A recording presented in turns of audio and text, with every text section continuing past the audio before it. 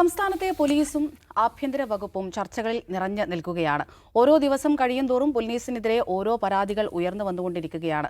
മാധ്യമങ്ങൾ നോക്കിയാൽ ഈ ക്രൂരമർദ്ദനത്തിന്റെ ഉൾപ്പെടെ കസ്റ്റഡി മർദ്ദനത്തിന്റെ ഉൾപ്പെടെ ദൃശ്യങ്ങൾ പുറത്തു വന്നുകൊണ്ടിരിക്കുന്നു. ഓരോ ദിവസവും വിവരാവകാശ രേഖ പ്രകാരം പോലീസ് സ്റ്റേഷനുകളിലെ CCTV ദൃശ്യങ്ങൾ ആവശ്യപ്പെട്ടുകൊണ്ടുള്ള അത്തരത്തിലുള്ള ആവശ്യങ്ങളും ഉയർന്നുകൊണ്ടിരിക്കുകയാണ്. ഇന്നിപ്പോൾ നിയമസഭയിലേക്ക് വന്നാൽ കസ്റ്റഡി മർദ്ദനത്തിന്മേൽ അടിയന്തര പ്രമേയത്തിൽ ചർച്ചയൊക്കെ ഉണ്ടായിരുന്നു. പൊതുപ്രവർത്തകരും അതുപോലെ തന്നെ സാധാരണക്കാരുമൊക്കെ പോലീസിന്റെ ഭാഗത്ത് നിന്ന് നേരിടേണ്ടി വന്ന മോശം അനുഭവങ്ങൾ എണ്ണി പറഞ്ഞു പ്രതിപക്ഷത്തെ MLA മാർ. അപ്പോഴും ശ്രദ്ധിക്കേണ്ടത് മുഖ്യമന്ത്രിയുടെ മറുപടി തന്നെയാണ്. എല്ലായ്പ്പോഴത്തെയും പോലെ ഇതും ഒറ്റപ്പെട്ട സംഭവമെന്ന് പറയുക തന്നെയാണ് മുഖ്യമന്ത്രി അവിടെ ചെയ്തിട്ടുള്ളത്. അതുമാത്രമല്ല, താൻ ജനിച്ചത് സ്റ്റാലിൻ്റെ റഷ്യയിലല്ല, നെഹ്റുവിൻ്റെ ഇന്ത്യയിലാണ്.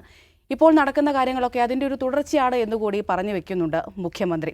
അങ്ങനെ നിസ്സാരവൽക്കരിച്ച് പൊതുജനത്തിൻ്റെ കണ്ണിൽ പൊടിയിടാൻ കഴിയുന്ന ഒരു വിഷയമാണോ ഇത് എന്ന് തന്നെയാണ് ഔട്ട് ഓഫ് ഫോക്കസ് ആദ്യം പരിശോധിക്കുന്നത്. നിഷാദ്, മുഖ്യമന്ത്രിയുടെ ഇന്നത്തെ ഈ മറുപടി, പ്രതിപക്ഷത്തിൻ്റെ ആരോപണങ്ങളൊക്കെ നമ്മൾ കേട്ടു, ഓരോ ദിവസം ഓരോ സംഭവങ്ങൾ പുറത്തു വന്നുകൊണ്ടിരിക്കുകയാണ്. മുഖ്യമന്ത്രിയുടെ ഇന്നത്തെ മറുപടിയെ നമ്മൾ എങ്ങനെ കാണണം?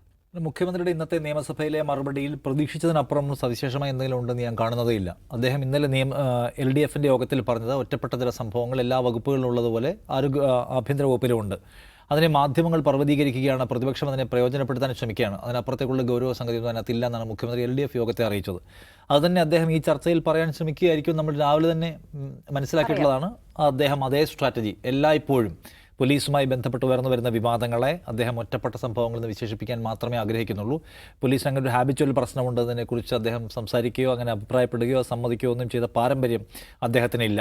ഇന്നത്തെ ഈ സെഷനിൽ അദ്ദേഹം ചില മാസ് മറുപടികൾ പറഞ്ഞു, പ്രതിപക്ഷത്തെ നിഷ്പ്രഭമാക്കി എന്നൊക്കെ ആളുകൾ വിചാരിക്കുന്നുണ്ടാവും, എനിക്ക് സംശയം.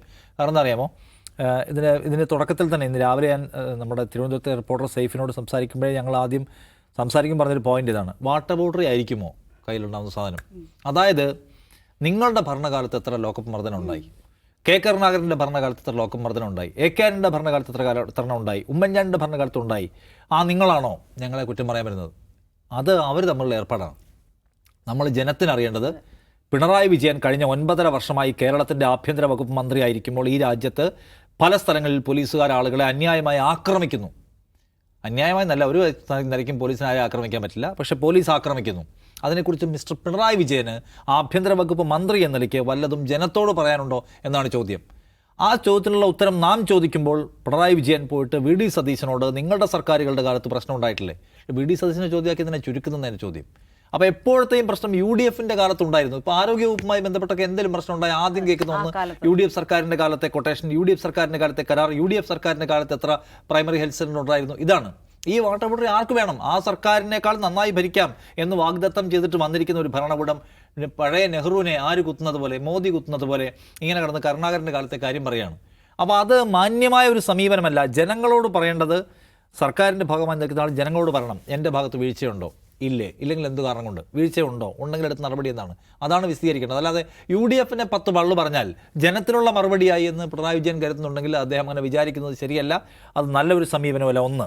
രണ്ടാമത്തെ കാര്യം, പിണറായി വിജയൻ പറയുന്ന ഒരു കാര്യമുണ്ട്, നിങ്ങളുടെ സർക്കാരിൻ്റെ കാലത്ത് ഞങ്ങളെ വേട്ടയാടിയില്ലേ? എന്നെ തന്നെയും വേട്ടയാടി. അദ്ദേഹം എല്ലാ അഭിമുഖങ്ങളിലും പറഞ്ഞ കാര്യമാണ്. അദ്ദേഹത്തെ പോലീസ് സ്റ്റേഷനിൽ കൊണ്ടുപോയി അടിച്ചു, വീഴുന്നത് വരെ അടിച്ചു, വീഴ്ത്താൻ ശ്രമിച്ചു.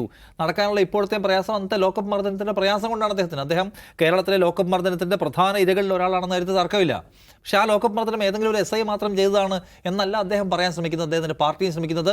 അത് അന്നത്തെ ഭരണകൂടം നടത്തിയിട്ടുള്ള കമ്മ്യൂണിസ്റ്റ് വേട്ടയുടെ ഭാഗമായിട്ടാണ് എന്നാണ് അവർ പറയാൻ ശ്രമിക്കുന്ന കാര്യം. എന്ന് വെച്ചാൽ ഈ ലോക്കപ്പ് മർദ്ദനങ്ങൾക്ക് രാഷ്ട്രീയ ഉടയോന്മാരുണ്ട്, അല്ലെങ്കിൽ ഈ ലോക്കപ്പ് മർദ്ദനങ്ങൾക്ക് രാഷ്ട്രീയ ഉത്തരവാദിത്തമുണ്ട്, പൊളിറ്റിക്കൽ ലീഡർഷിപ്പിന് ഉത്തരവാദിത്തം ഉണ്ടെന്നാണ് കമ്മ്യൂണിസ്റ്റുകാർ എപ്പോഴും പറഞ്ഞിട്ടുള്ളത്. ഇവിടെ എന്താ പൊളിറ്റിക്കൽ ലീഡർഷിപ്പ് ഉത്തരവാദിത്വം ഇല്ലേ? ഇവിടെ മാത്രം ഏതോ SI ചെയ്യുന്ന ഒറ്റപ്പെട്ട സംഭവം. അങ്ങനെയല്ലോ കാണേണ്ട കാര്യം. പോലീസിന് ഈ തരയ്ക്കുന്ന ആക്രമിക്കാനുള്ള ത്വര, പൗരന് മേൽ കുതിര കയറാനുള്ള ത്വര, അവനെ ലോക്കപ്പിൽ കൊണ്ടുപോയി ഇടിക്കാനുള്ള ത്വര, അതുണ്ടെങ്കിൽ അതിൻ്റെ ഒന്നാമത്തെ റെസ്പോൺസിബിലിറ്റി ആർക്കാണ്? പൊളിറ്റിക്കൽ ലീഡർഷിപ്പിനാണ്. അപ്പോൾ അതെന്താ ഏറ്റെടുക്കാത്തത്? അന്നത്തെ ഞാൻ പറഞ്ഞത്, പിണറായി വിജയനെ പോലെ ലോക്കപ്പ് മർദ്ദനത്തിൻ്റെ ഇരയാക്കപ്പെട്ട ഒരാൾ, അദ്ദേഹം ഇപ്പോൾ ആഭ്യന്തരമന്ത്രിയാണ്. അന്നത്തെ പോലീസിനെ ഇനി ആവർത്തിക്കില്ല എന്ന് ഉറപ്പ് വരുത്താനുള്ള സുവർണാവസരം അദ്ദേഹത്തിന് കിട്ടിയിരിക്കുന്നത്. നമുക്കെല്ലാവർക്കും നമ്മൾ കിട്ടുന്ന അനീതി പരിഹരിക്കാൻ പവർ കിട്ടണമെന്നില്ല. അദ്ദേഹത്തിന് അത് കിട്ടി. അന്ന് അദ്ദേഹം ആക്രമിക്കപ്പെട്ടു. ഇന്ന് ആ പോലീസിൻ്റെ തലപ്പത്താണ് അദ്ദേഹം, പരമാധികാരിയായി. അദ്ദേഹം അതിനെ റീബിൽഡ് ചെയ്യാൻ, അതിനെ ശരിയാക്കാൻ എന്ത് ചെയ്യുന്നു? ആ ചോദ്യം ജനം പ്രത്യാശയോടെ ചോദിക്കുമല്ലോ. അതിനെന്താ അദ്ദേഹത്തിൻ്റെ മറുപടി? അല്ലാണ്ട് അദ്ദേഹം പറഞ്ഞത് 120 വരെ ഞങ്ങൾ പിരിച്ചുവിട്ടു എന്നാണ്. 108 വരെ പിരിച്ചുവിട്ട സർക്കാരാണ്. കർശന നടപടിയെടുത്ത സർക്കാർ. കേൾക്കുമ്പോൾ രസമാണെന്നൊക്കെ തോന്നും. എന്തിനാ ആൾക്കാരെ ഇങ്ങനെ നിരന്തരമായി പിരിച്ചുവിടാനുള്ള ആർക്കാ പറ്റാത്തേ? നിങ്ങൾ ഒരാളെ പിരിച്ചുവിട്ടു, 2 ആളെ പിരിച്ചുവിട്ടു, 3 ആളെ പിരിച്ചുവിട്ടു. അതൊരു സ്ട്രോങ് മെസ്സേജായിട്ട് പോലീസ് ഫോഴ്സിനകത്ത് ചെന്നിട്ടില്ല. പിന്നെയും പിരിച്ചുവിടേണ്ടി വരികയാണ്. അങ്ങനെയാണോ പരിഹാരം? നിങ്ങൾ എന്തുകൊണ്ട് 108 വരെ പിരിച്ചുവിട്ടിട്ടും ഈ പോലീസ് ആൾക്കാരെ കൂമ്പിനടിച്ചുകൊണ്ടിരിക്കുകയാണ്? അപ്പോൾ പരിഹാരം എവിടെ? പിരിച്ചുവിട്ടതാണോ പ്രശ്നം? നിങ്ങൾ ഈ പോലീസിനെ നന്നാക്കിയോ? 9.5 വർഷം നിങ്ങളുടെ കയ്യിൽ കിട്ടിയിട്ട് ഇടതുപക്ഷ ജനാധിപത്യ മുന്നണിക്ക് ഒരു പോലീസ് നയമുണ്ട്, ഒരു റിട്ടേൺ പോലീസ് നയമുണ്ട്. ആ പോലീസ് നയം നടപ്പിലാക്കുന്നതിൽ നിങ്ങൾ വിജയിച്ചോ? That is the question. പിരിച്ചുവിടാൻ ആർക്കും പറ്റും, ആൾക്കാരെ കൊല്ലാൻ ആർക്കും പറ്റും എന്നൊക്കെ പറഞ്ഞ പോലെ. അപ്പോൾ പിരിച്ചുവിട്ടത് കൊണ്ടുള്ള ഇമ്പാക്റ്റ് എന്ന്, വാട്ട് ഈസ് ദ റിസൾട്ട്? നിങ്ങൾ ആൾക്കാരെ പിരിച്ചുവിട്ടു, നിങ്ങൾ ആൾക്കാരെ സസ്പെൻഡ് ചെയ്തു, നിങ്ങൾ ആൾക്കാരെ സ്ഥലം മാറ്റി, നിങ്ങൾ ആൾക്കാരെ ഡീമോഷൻ ചെയ്തു. എന്താണ് അതിൻ്റെ റിസൾട്ട്? എന്നാണ് ജനത്തിന് ഇടി കിട്ടുമെന്ന് കുറയുന്നുണ്ടോ? ഇല്ല. ഇവിടെ പോലീസ് ലോക്കപ്പിൽ കൊണ്ടുപോയി ഇടിക്കുകയാണ്, കള്ളക്കേസ് ഉണ്ടാക്കുകയാണ്, ആൾക്കാരെ ജയിലിൽ ഇതൊക്കെ ചെയ്തുകൊണ്ടിരിക്കുകയാണ്. ഇടയ്ക്കിടയ്ക്ക് ബിനോയ് വിശ്വം വന്ന് ഇത് ഇടതുപക്ഷത്തിൻ്റെ പോലീസ് നയമല്ല എന്ന് പറയും. അപ്പോൾ അതുകൊണ്ട് എൻഡ് ഓഫ് ദ ഡേ ജനത്തിന് ഒരു ഗുണവും ഇല്ലാത്ത വിധം പോലീസ് കുഴപ്പത്തിൻ്റെ നടുക്ക് നിൽക്കുകയും നിരന്തരമായ ആളുകൾ പരാതിയുമായി രംഗത്ത് വരുന്നു. മുഖ്യമന്ത്രിയുടെ ഓഫീസിൽ പരാതി കൊടുത്താൽ പോലും അതിൻ്റെ പ്രോസസ്സിംഗ് സമയം എടുക്കുകയാണ്, അതുകൊണ്ട് പ്രത്യേകിച്ച് ഗുണമില്ല എന്ന ആക്ഷേപം ആൾക്കാർ ഉന്നയിക്കുന്നു. അപ്പോൾ അതിന് മറുപടി പറയേണ്ടത് വി ഡി സതീശനോട് നിങ്ങളുടെ രാഷ്ട്രീയ കാലത്തുണ്ടായിരുന്ന മറുപടി എന്ന നിലയ്ക്കല്ല, ഞങ്ങൾ കുറേ പേര് പിരിച്ചുവിട്ടുണ്ടെന്ന നിലയ്ക്കല്ല, നിങ്ങൾ എന്തുകൊണ്ട് ഈ പ്രശ്നം ഫിക്സ് ചെയ്യുന്നില്ല എന്നതിന് ആൻസർ പറയാൻ ഇപ്പോഴും പറ്റുന്നില്ല എന്നാണ്. ഒറ്റപ്പെട്ട സംഭവങ്ങൾ എന്ന് പറഞ്ഞാൽ ജനത്തിന് ഇതൊക്കെ മനസ്സിലാക്കാനുള്ള ശേഷി ഉണ്ടാവുമല്ലോ, അത് അദ്ദേഹം മനസ്സിലാക്കട്ടെ. ഞാൻ പറയാം, ഇന്നിപ്പോൾ CPIM-ൻ്റെ തൃശ്ശൂർ ജില്ലാ സെക്രട്ടറി KV അബ്ദുൽ ഖാദർ എന്ന് പറയാണ്, ഈ പറഞ്ഞ ഇടി കിട്ടിയ സുജിത്ത് 11 കേസുകളിൽ പ്രതിയാണ്, ക്രിമിനൽ പശ്ചാത്തലമുള്ള ആളാണ്, മദ്യപാന സംഘത്തിലുള്ള ആളാണ്. നമുക്ക് ആ കേസുണ്ടല്ലോ, അന്നത്തെ ഇടി കിട്ടിയ കേസ്, ആ കേസിൽ തന്നെ ഇയാൾ മദ്യപിച്ചു എന്ന് പറഞ്ഞ് പോലീസ് കേസെടുക്കാൻ നോക്കുകയും വൈദ്യപരിശോധനയിൽ അത് ഇല്ലാന്ന് മനസ്സിലാവുകയും ചെയ്തത് അത് കോടതി കണ്ടെത്തിയിട്ടുള്ള കാര്യമാണ്. അതിന്മേലാണ് തങ്ങളുടെ സർക്കാരിന് നേരെ ഉയർന്നു വരുന്ന ജനുവിനായ ഒരു ആക്ഷേപത്തെ മറികടക്കാൻ ഇടി കൊണ്ടവനെ കുഴപ്പക്കാരനാക്കിയിട്ട് അവന് മേൽ വ്യാജ ആരോപണം ജാരിയാണ് ഇവൻ കള്ളുകൂടി സംഘത്തിൽപ്പെട്ട ആളാണെന്ന്. എന്നിട്ട് 11 കേസുണ്ടെന്ന്. KV അബ്ദുൽ ഖാദറിന് എത്ര കേസ് കാണും? പിണറായി വിജയൻ്റെ കേസ് ഉണ്ടായിട്ടില്ലേ? DYFIയുടെയും SFIയുടെയും ഒക്കെ സംസ്ഥാന സെക്രട്ടറിമാരടക്കമുള്ളവർക്ക് കേസില്ലേ? അപ്പോൾ ഈ 11 കേസ് രാഷ്ട്രീയ പ്രവർത്തനത്തിൻ്റെ ഭാഗമായി ഉണ്ടായ ഒരാളെ ആ കേസ് എടുത്ത് വെച്ച് ക്രിമിനലാക്കാൻ നോക്കുകയാണ്, അവരുടെ സൗകര്യത്തിനും ചാരി അടിക്കുകയാണ്. ഇതൊക്കെ അന്യായമാണ്. KV അബ്ദുൽ ഖാദറിനെ പോലെ ഒരാൾ, CPIM-നെ പോലൊരു പാർട്ടി, അതായത് ലോക്കപ്പ് മർദ്ദനങ്ങളുടെയും പോലീസ് അതിക്രമത്തിൻ്റെയും ഇരയാക്കപ്പെട്ട കമ്മ്യൂണിസ്റ്റ് പാരമ്പര്യത്തിന് പേറുന്ന ഒരു പാർട്ടി ഈ വർത്തമാനം പറയരുത്. പോലീസിനെ സംരക്ഷിക്കേണ്ട എന്ത് ബാധ്യത CPM-നുള്ളത്? സർക്കാരിൻ്റെ ഭാഗമായിട്ടുള്ള ആൾക്കാരും DGP എന്ന് ന്യായീകരിക്കട്ടെ. ഞാൻ പറയാം, CPM-നെ പോലൊരു പാർട്ടി ജില്ലാ സെക്രട്ടറി ഇറങ്ങി വന്ന് പോലീസിന് ന്യായീകരിക്കുക നമ്മൾ കേട്ടിട്ടുണ്ടോ? നോക്കി കണ്ണൂരിലൊക്കെ പോയി അവിടുത്തെ ജില്ലാ സെക്രട്ടറിമാർ നേരത്തെ എടുത്ത പൊസിഷൻ എന്നാ കേട്ട് നോക്കണം. ഇതൊരു തരം ദുര്യോഗമാണ്. എന്നാലും ഒരു കാര്യമുണ്ട്, ഈ അധികാരത്തിൻ്റെ ഭാഗമായി നിൽക്കുന്ന പ്രധാനപ്പെട്ട കക്ഷികളുണ്ടല്ലോ, അധികാരത്തിൻ്റെ അംശം കിട്ടുന്നവർ, അവരെ ന്യായീകരിക്കൂ. ലോക്കൽ താഴെത്തട്ടുള്ള കോമ്രേഡ്സിന് അറിയാം ഈ പോലീസ് എന്താണ് ചെയ്തുകൊണ്ടിരിക്കുന്നത്, അവർക്ക് എന്ത് വിലയാണ് കിട്ടുന്നത്. കാരണം എന്നറിയാമോ? ഈ ഇടി കിട്ടിയമാരുടെ കൂട്ടത്തിൽ യൂത്ത് കോൺഗ്രസ്സുകാർ മാത്രമുള്ളത്, SFIക്കാർക്ക് ഇടി കിട്ടിയിട്ടുണ്ട്, DYFIക്കാർക്ക് ഇടി ഇട്ടിട്ടുണ്ട്. ലോക്കൽ പോലീസ് സ്റ്റേഷനിൽ കാര്യം ചെല്ലുമ്പോൾ അവിടുത്തെ LC സെക്രട്ടറിയും ബ്രാഞ്ച് സെക്രട്ടറി അടക്കമുള്ളവർ അപമാനിതരായി ഇറങ്ങിപ്പോകേണ്ട സാഹചര്യം ഉണ്ടായിട്ടുണ്ട്. അവർ ഈ KV അബ്ദുൽ ഖാദറിൻ്റെ ന്യായീകരണവും മുഖ്യമന്ത്രിയുടെ ഈ പ്രസംഗമൊന്നും വകവയ്ക്കാൻ പോകുന്നില്ല. അതിൻ്റെ എഫക്റ്റഡ് പാർട്ടീസ് ഗ്രൗണ്ടിലോടത്തോളം കാലം നിങ്ങൾ ശരിയാവണ്ണം വിശദീകരിക്കാനും നടപടി എടുക്കാനും നിങ്ങൾക്ക് പറ്റിയിട്ടില്ലെങ്കിൽ നിങ്ങളുടെ ഈ നമ്പർ കൊണ്ടൊന്നും നിങ്ങൾ എന്താ പറയുക, ഈ പ്രശ്നത്തെ അതിജീവിക്കാൻ പോകുന്നില്ലെന്ന് ഞാൻ പറയും. ഇപ്പോൾ ഈ പറഞ്ഞതുപോലെ മുഖ്യമന്ത്രി തന്നെ ഇങ്ങനെയൊരു നിലപാടിൽ നിൽക്കുകയാണ്. അപ്പോൾ ഇനിയുള്ള ദിവസങ്ങളും അല്ലെങ്കിൽ ഇനി അങ്ങോട്ടും ഇത്തരത്തിലുള്ള ഒറ്റപ്പെട്ട സംഭവങ്ങൾ സാധാരണക്കാർ അനുഭവിക്കട്ടെ എന്ന് തന്നെയല്ലേ? ഈ മനോവീര്യം എന്നുള്ള വാക്ക് കേട്ടിട്ടുണ്ടോ? പോലീസിൻ്റെ മനോവീര്യം എന്നുള്ള വാക്ക് ഏറ്റവും കൂടുതൽ പ്രയോഗിച്ചത് 1ാം പിണറായി സർക്കാരിൻ്റെ കാലത്താണ്. പക്ഷേ 2ാം പിണറായി സർക്കാരിൻ്റെ കാലത്ത് അത് ഉപയോഗിക്കുന്നേ ഇല്ല. അന്ന് പിണറായി വിജയൻ ഇതുമായിട്ട് എന്ത് വിഷയം ഉണ്ടായിക്കഴിഞ്ഞാലും തൊട്ടടുത്ത ദിവസം ഒരു പൊതുസമ്മേളനമോ എന്തെങ്കിലും പരിപാടി ഉണ്ടാവും, അവിടെ ഒരു പ്രസംഗം ഉണ്ടാവും. ആ പ്രസംഗത്തിൽ പറയും, പോലീസിൻ്റെ മനോവീര്യം തകർക്കരുത്, പോലീസിൻ്റെ മനോവീര്യം തകർക്കുന്ന ഒരു വിമർശനവും ഒന്നും ഉണ്ടാകരുത് എന്ന് അദ്ദേഹം ആവശ്യപ്പെടും. അതായത് ഇത് ഏതോ ഒരു പോലീസുകാരൻ്റെ ഭാഗത്തുനിന്നുണ്ടാകുന്ന എന്തോ ഒരു തെറ്റാണ്, ആ തെറ്റ് പരിഹരിക്കപ്പെടും, അയാളെ സസ്പെൻഡ് ചെയ്യും, അയാളെ പുറത്താക്കും, അയാൾക്കെതിരെ നടപടിയെടുക്കും. പക്ഷേ പോലീസിൻ്റെ മനോവീര്യം തകർക്കരുത് എന്നുള്ളതാണ് പ്രധാനപ്പെട്ട ആവശ്യം. പക്ഷേ 2ാം പിണറായി സർക്കാരിൻ്റെ കാലത്ത് പോലീസിൻ്റെ മനോവീര്യം തകർക്കരുത് എന്ന് എവിടെയും പറയുന്നത് ഞാൻ കേട്ടില്ല. അതെന്തുകൊണ്ടാണെന്ന് മനസ്സിലാവുന്നില്ല. പക്ഷേ ഇപ്പോൾ നിലവിൽ നടക്കുന്നത് എന്താണ്? ഇപ്പം ഒരു പിണറായി വിജയൻ എന്ന് പറയുന്നത് കേരളത്തിലെ മുഖ്യമന്ത്രിയും ഒപ്പം ആഭ്യന്തര വകുപ്പ് കൈകാര്യം ചെയ്യുന്ന മന്ത്രിയും കൂടിയാണ്.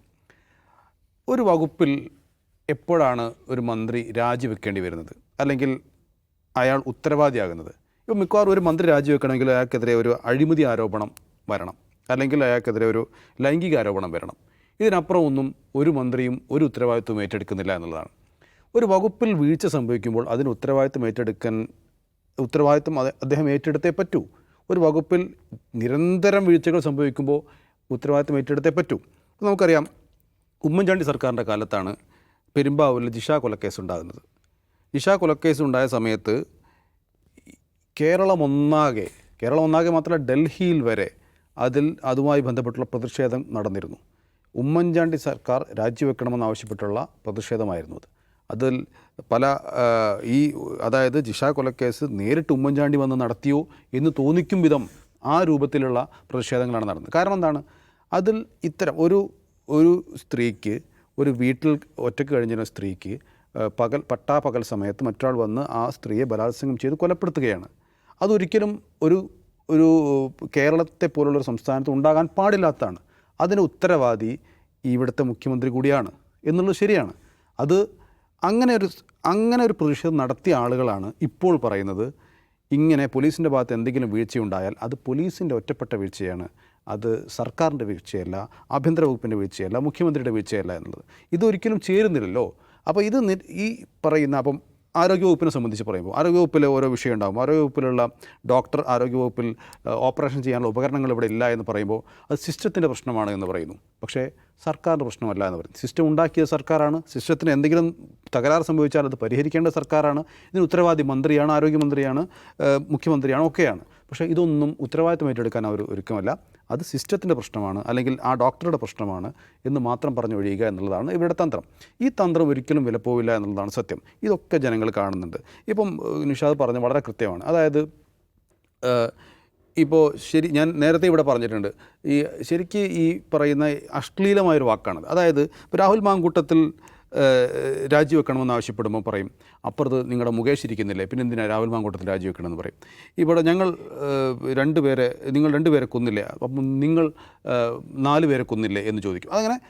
ഇങ്ങനെ രാഷ്ട്രീയ പാർട്ടികൾ തമ്മിലുള്ള പ്രശ്നമല്ലല്ലോ ഈ നാട്ടിൽ നടക്കേണ്ടത്. ജനങ്ങളോട് എന്ത് പറയും എന്നുള്ളത് തന്നെയാണ് പ്രധാന പ്രശ്നം. അതുകൊണ്ട് തന്നെ ഈ വിഷയത്തിൽ ജനങ്ങളോട് എന്താണ് മുഖ്യമന്ത്രിക്ക് പറയാനുള്ളത്? പണ്ട് കാലത്ത് 57 അല്ലെങ്കിൽ 47 അതിനുശേഷം ഈ കാലത്തൊക്കെ നിങ്ങൾ അങ്ങനെ ചെയ്തില്ലേ, അപ്പോൾ ഇത് ഇങ്ങനെ ചെയ്യുന്നത് അത്ര വലിയ കാര്യമാണോ എന്നുള്ള അങ്ങനെയുള്ള ചോദ്യങ്ങളൊക്കെ ഉന്നയിച്ചുകൊണ്ട് നിയമസഭയിൽ പോലും ആളുകളെ കളിയാക്കുന്ന രൂപത്തിൽ സംസാരിക്കാൻ സത്യത്തിൽ മുഖ്യമന്ത്രി പറഞ്ഞത്. ആ പ്രസംഗത്തിൻ്റെ 95% ചരിത്രം പറയാൻ വേണ്ടിയാണ് മുഖ്യമന്ത്രി വിനിയോഗിച്ചത്. ബാക്കി വളരെ കുറച്ച് സമയം മാത്രമേ അദ്ദേഹത്തിൻ്റെ ഭരണകാലത്തുണ്ടായ പോലീസ് അട്രോസിറ്റിയെക്കുറിച്ച് അദ്ദേഹം പറയുകയുണ്ടായിട്ടുള്ളൂ. അതുകൊണ്ട് തന്നെ ജനങ്ങളോട് കൃത്യമായി മറുപടി പറയാൻ മുഖ്യമന്ത്രി ബാധ്യസ്ഥനാണ്. ഈ വിഷയത്തിൽ തൻ്റെ പോലീസിനെ സംരക്ഷിക്കേണ്ട ചുമതല അദ്ദേഹത്തിനില്ല. പോലീസ് തെറ്റ് ചെയ്താൽ അവരെ ശിക്ഷിക്കണം, അവരെ മാറ്റണം, അവരുടെ മനോഭാവം മാറ്റണം എന്നുള്ള കാര്യത്തിൽ മുഖ്യമന്ത്രി തന്നെയാണ് ഉത്തരവാദി, ആഭ്യന്തരമന്ത്രി തന്നെയാണ് ഉത്തരവാദി. ആ ഉത്തരവാദിത്വം അദ്ദേഹം നിറവേറ്റുകയാണ് വേണ്ടത്. അല്ലാതെ ഒറ്റപ്പെട്ട സംഭവം എന്ന് പറഞ്ഞ് നിസ്സാരവൽക്കരിച്ച് പോലീസിന് വീണ്ടും ഇത്തരം ചെയ്തികളിലേക്ക് അവർക്ക് ആക്കം കൂട്ടുന്ന രൂപത്തിലുള്ള പ്രസ്താവന മുഖ്യമന്ത്രിയുടെ ഭാഗത്തുനിന്നുണ്ടാവരുത് എന്നാണ് എനിക്ക് പറയാനുള്ളത്. അതെ, സാധാരണക്കാരുടെ പ്രശ്നങ്ങളാണ്, അതാണ് അവർ ചോദിക്കുന്നതും. അതിന് ഈ പറഞ്ഞതുപോലെ ആ ഒരു വിഷയത്തെ നിസാരവൽക്കരിച്ച് കൊണ്ടുപോവുകയല്ല വേണ്ടത്, ചോദ്യങ്ങളും ചോദിക്കുകയല്ല വേണ്ടത്. കൃത്യമായൊരു പരിഹാരം കാണണം. പൊതുജനം കഴുതിയല്ലോ, നമുക്കും കാണാനും മനസ്സിലാക്കാനും ഒക്കെ കഴിയുന്നുണ്ടല്ലോ.